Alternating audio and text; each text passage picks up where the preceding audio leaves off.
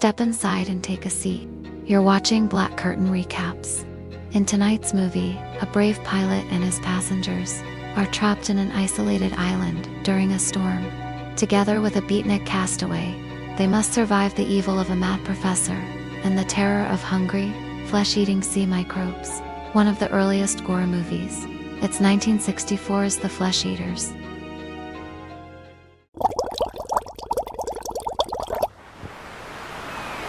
We begin with a couple on a yacht. After a playful chase results in a lost top and a dive into the deep end, our Romeo goes under for a naughty surprise. But he never resurfaces. The water turns red. The girl gets dragged underwater as the sea suddenly turns into a human deep fryer. The only thing getting lucky tonight is the local bacteria.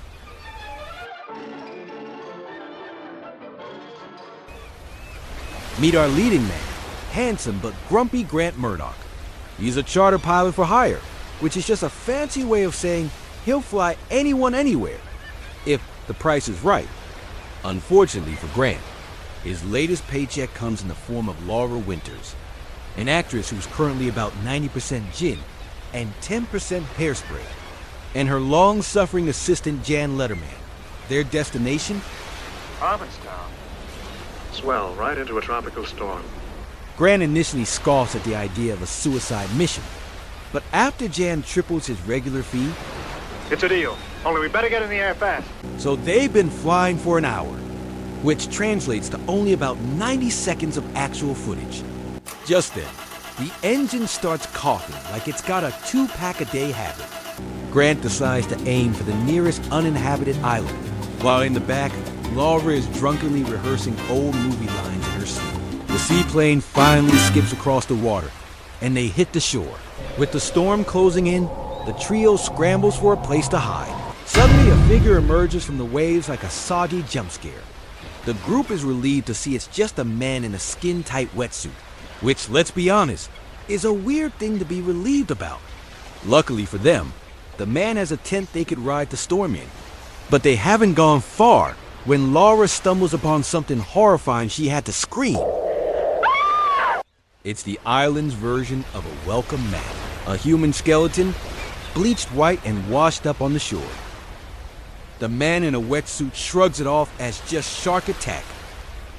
Because apparently, sharks in this neighborhood are famous for leaving behind perfectly clean skeletons. But we already know exactly who this was. Unfortunately for our characters, they don't have the benefit of a prologue. They finally reach Wetsuit Man's tent, where they're greeted by his pet parrot.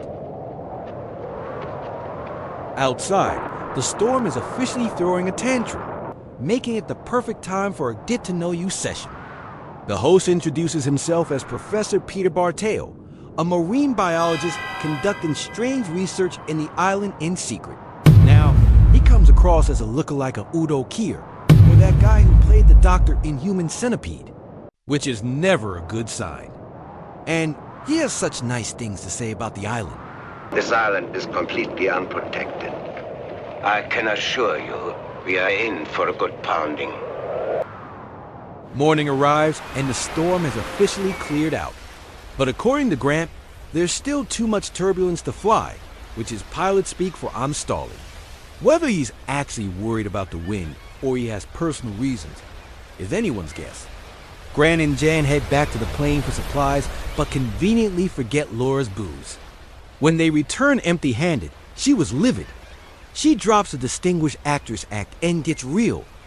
Gentlemen, I drink. Not polite cocktails. I mean I drink.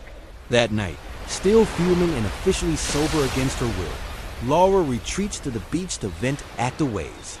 But Professor Bartell is lurking and decides to make a move. But Laura rejects his creepy advances and things get rough.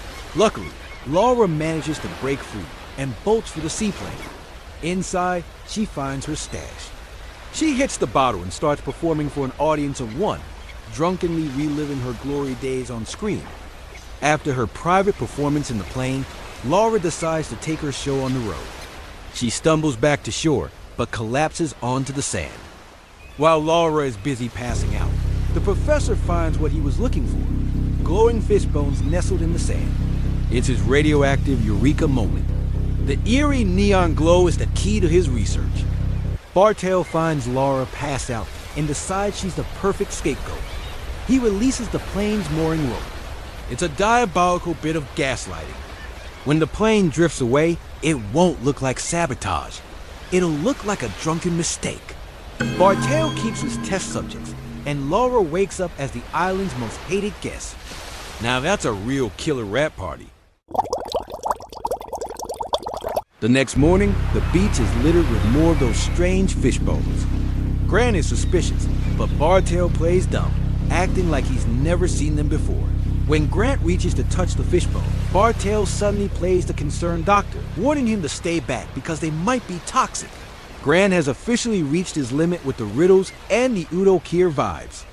He threatens to blow the whistle to the police the second they hit the mainland. They rush to the shore only to find an empty horizon. The seaplane is officially gone, right as Laura wakes up from her drunken stupor with the worst hangover of her life. Bartell's setup works like a charm. There she is, clutching the severe rope like a smoking gun. General, I've got rotten news for you. One of our aircraft is missing. Grant goes nuclear, berating Laura for her drunken stupidity. As Laura tries to defend a night she can't remember, Bartell just watches quietly gloating. His lab rats aren't going anywhere. Grant storms off in a rage, leaving Laura to drown in a cocktail of guilt. While Jan and Bartell play the role the comforting commit, Grant is down by the water making a much less friendly discovery. Buried in the sand are the culprits, the glowing creatures. They're alive, they're neon, they're nothing they've ever seen before. Even the professor is pretending to be flabbergasted. Meanwhile, a devastated Laura spots a miracle: her suitcase of booze wedged in the rocks by the surf. Elated, she scrambles down to retrieve her liquid gold, totally oblivious to the change in the tide. As she reaches for her prize, her miracle turns into a nightmare. Her suitcase isn't just floating, it's sizzling. The water is alive with a neon green swarm. Oh, Grant, it's Laura! Seeing Laura in danger, Grant charges toward the rocks. He makes it to the formation, but Laura is frozen, completely locked in a state of terror, with the water bubbling like a toxic cauldron below. Grant's voice cuts through the panic, urging her to stand up and move toward him. The tide is rising. Every second she hesitates, her stone island gets smaller. Finally, she finds her strength and tries to reach for his hand in a heart-pounding leap for safety. But fear overcomes her. I can't! Realizing Laura is paralyzed by fear, Grant takes a desperate, heart-pounding leap onto her crumbling rock, nearly giving Jan a heart attack. Grant hauls a trembling Laura into his arms. But the rising tide has made the rocks a death trap. His foot slips, plunging straight into the sizzling water, nearly giving Jan another heart attack. They finally make it to shore, but Grant is in agony. The glowing, flesh-eating creatures is latched onto his legs, sizzling against his skin. Seeing it, Jan nearly has a heart attack. Bartell uses a knife to scrape the parasite off, carving it away before it can burrow any deeper. Then, he asks for bandages, or specifically, a strip of silky clothing.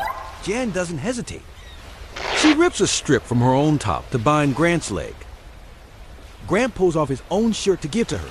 And come to think of it, they probably could have just used his shirt in the first place. Meanwhile, Bartell starts collecting samples of the glowing creatures, carefully placing them inside a metal cigarette box to use for his tests.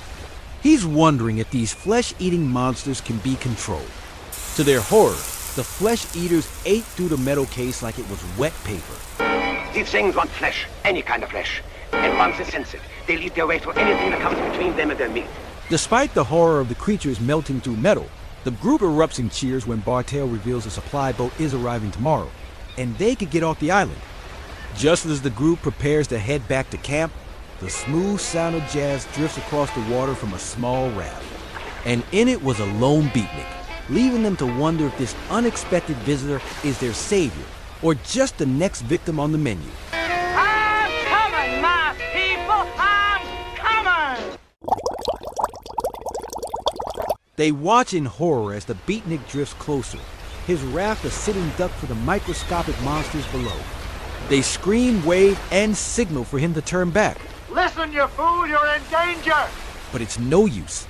With the jazz cranked to the max and the beatnik vibing to his own voice. I'm a big man for the work! He's completely oblivious to the death trap beneath his feet. It's only when the wood begins to hiss and vaporize that panic finally replaces the groove. As he realizes his raft is disappearing into thin air, he scrambles, paddling like a man possessed. The beatnik hits the sand in a full-blown panic, sprinting across the shore like a man about to be deported. Professor Bartell catches up to the hysterical newcomer, wasting no time slicing the acid-soaked sandals right off his feet. The beatnik is dazed, completely clueless about the invisible death he just narrowly escaped. Grant pulls him over to the sun-bleached skeleton and gives him a crash course on the flesh eaters. Man, what a way to go. It's time for a little R&R to welcome their newest member. The beatnik who calls himself Omar quickly becomes the life of the party, trading his near-death experience for jokes and high spirits. Jan decides to try on her bathing suit, and Grant seizes the moment and asks if she'd like to go for a stroll. It feels like a getaway again, but on this island, a walk on the beach is never just a walk. Grant and Jan find a romantic spot where Grant launches into a detailed saga of his life, making sure to highlight a failed relationship with just enough tragic flair. He's dropping hint bombs every 5 seconds that says, "Hey, in case you missed the subtext, I'm single." While Grant is busy playing the lonely hero card on the other side of the dunes, Professor Bartell's own love affair with the neon creatures is in full swing, collecting more specimens at the beach for his experiments. Meanwhile, while on their romantic stroll, Grant and Jan stumble upon a massive solar battery that says a lot about the movie's budget. Grant suddenly becomes an expert in electricity, takes one look at it, and confidently declares it's pumping out 100,000 volts. A gadget this size could supply enough juice to barbecue Brooklyn. I wonder what Bartell's doing with all this power. Bartell appears out of nowhere and tells him the solar battery came with his mad scientist kit. And with a sinister glint in his eye, he tells them it's time for them to see what he's been experimenting on.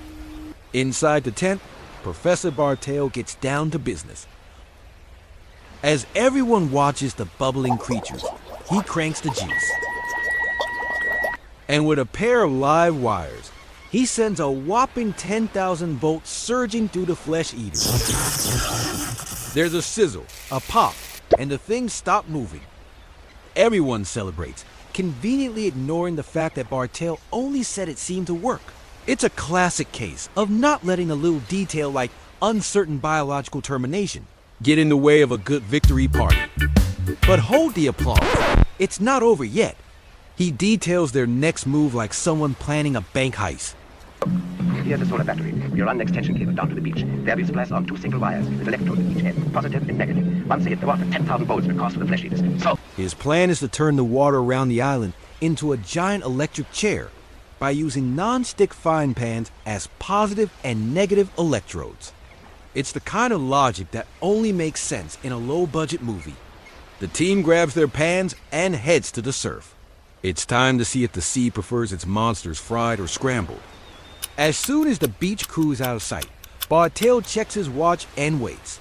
Soon, the dead creatures begin to stir, twitching back to life with a renewed hunger. It turns out that 10,000 volt shock wasn't a kill shot. It was a snooze button. If you're wondering what happened to that supply boat everyone's been waiting for, well, here it is. Our intrepid driver is cruising along, completely oblivious to the fact that the refreshing ocean spray is actually a concentrated solution of flesh-eating microscopic terrors. Poor guy didn't even get to finish his first line before the special effects department deleted him from the script. Talk about a short contract. Bartell arrives and suggests they look for a less contaminated beach to execute their plans. He sends Grant, Jan, and Laura far away. That way he can be alone with Omar. No, it's not what you think. He invites Omar to the tent for a quick drink and a more literal form of execution. he secretly laces the beatnik's glass with flesh-eating specimens. The unsuspecting Omar knocks it back, but the buzz doesn't last long. Soon, the screaming starts. And while Omar is being eaten inside out, Bartell thinks it's a good idea to record his screams.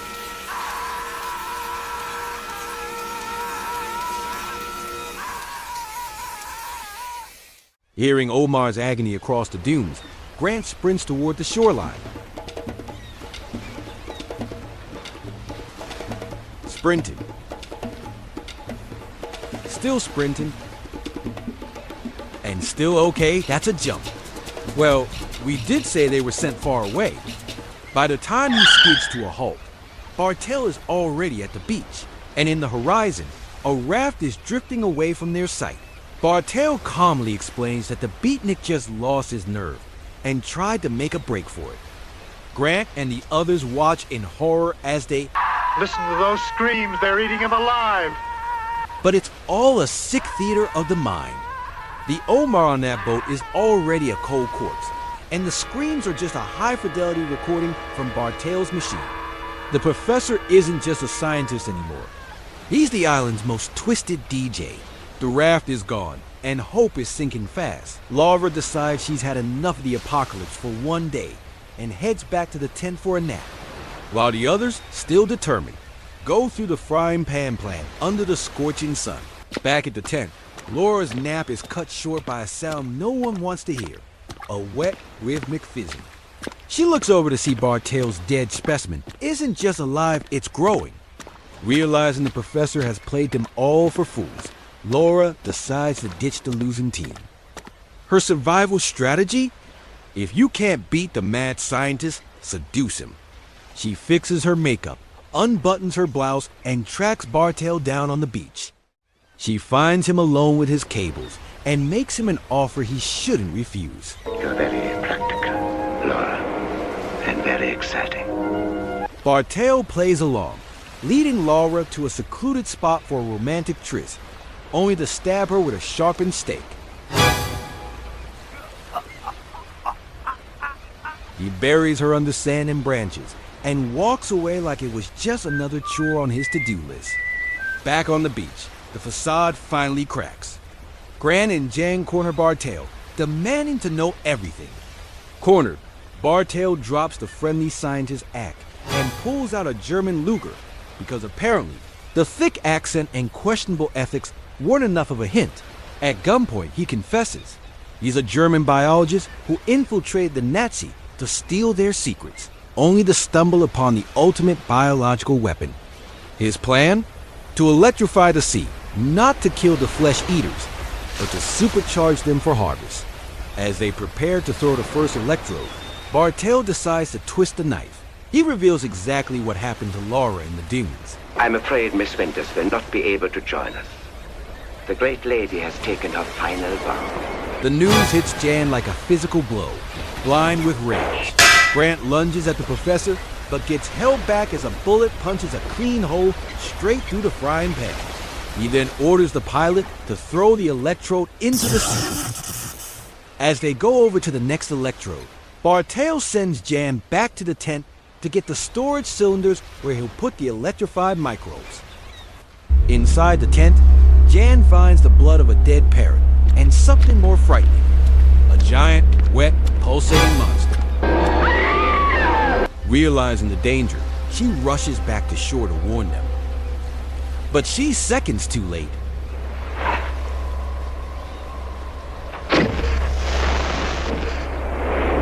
Oh my God, no! You don't know what you've done! Jan warns them of the horror she just witnessed inside the tent. Describe what you saw, Grant asks. It was huge. Slimy, bloated thing. Bartell scoffs, calling it just a typical woman's wet dream, right up until a giant tentacled monster appears. It's totally huge, but as it crawls onto the beach, the giant seems to shrink. Bartell empties his Luger into the beast, but the monster just absorbs the lead like it's a light snake. They scramble to retreat. Jan trips and is nearly devoured. Grant pulls her to safety. But safe is already an afterthought. Bartell says, Fools!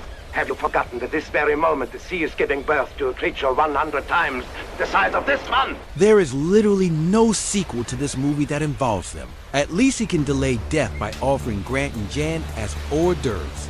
Just as Bartell levels his Luger to finish the job, Laura returns from the dead. Bartell is like, hey, I didn't sign up for a zombie movie. Clutching the stakes she was stabbed with, Laura lunges for revenge, but is gunned down. In a final act of cruelty, Bartell rolls her body toward the monster. As she rolls, the stake pierces the creature's eye. The creature lets out one final ear-piercing shriek before detonating like a supernova. As the smoke settles, the survivors are left standing in total confusion. Grant rushes down to know what killed the monster. Okay, so Grant isn't just a pilot and an expert electrician. He's apparently a self-taught crime scene investigator too. With a single expert glance, he puts the entire biological puzzle together. He knows the flesh eater's weakness. He goes back to the others and tells them it's Blood! so, to these flesh-eating microbes, human blood isn't food. It's a lethal toxin. The hemoglobin triggers a violent chemical chain reaction, melting the monster's cellular structure from the inside out. That's the reason why the death scenes are so bloody. The creatures only hunger for flesh. They strip the muscle and skin in seconds, leaving the blood behind. Now they know that to kill a giant monster, you need a giant hypodermic needle. They head back to the tent, where they make a DIY injection and fills it with their own blood. Grant squeezes into Bartell's wetsuit that's a bit snug in the groin. Before heading out, Jan delivers the mandatory "we might die" kiss.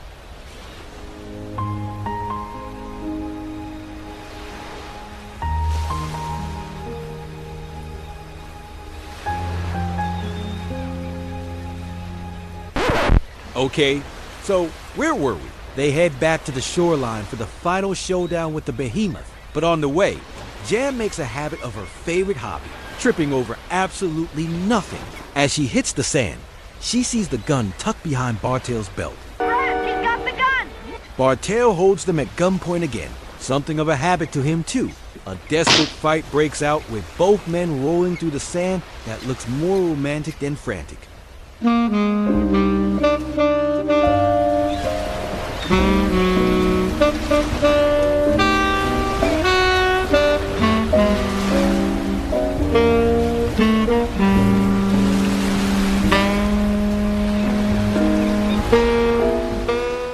But Bartell actually gets the upper hand. You see, it's really hard to fight when you're wearing a wetsuit that's cutting off your circulation below.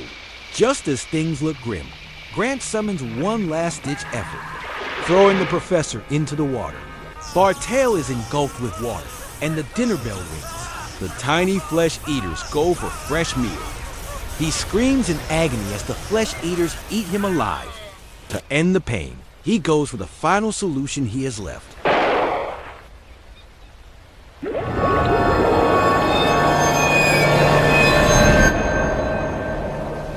Finally, the mother of all monsters rises from the depths. A supersized giant biological anomaly, shooting high-voltage sizzles from its tentacles.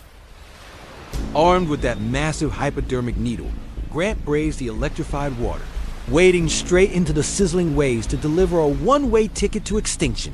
The behemoth looms over him like a mountain.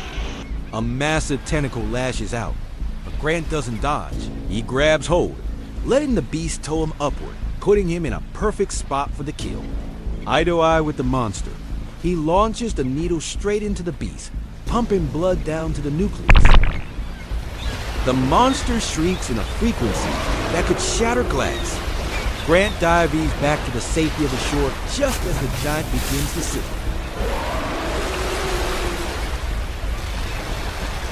Finally detonating in a glorious explosion of light.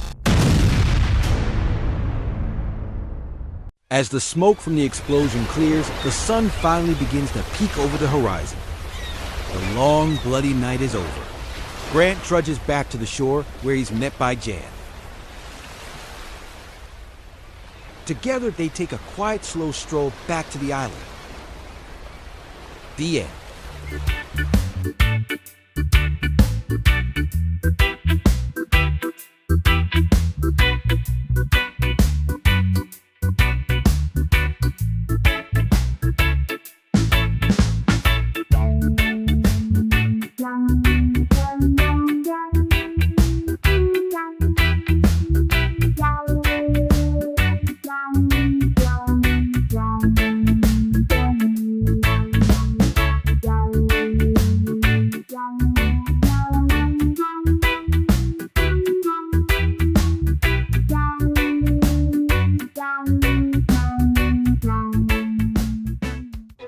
If you enjoyed this movie, please like and subscribe.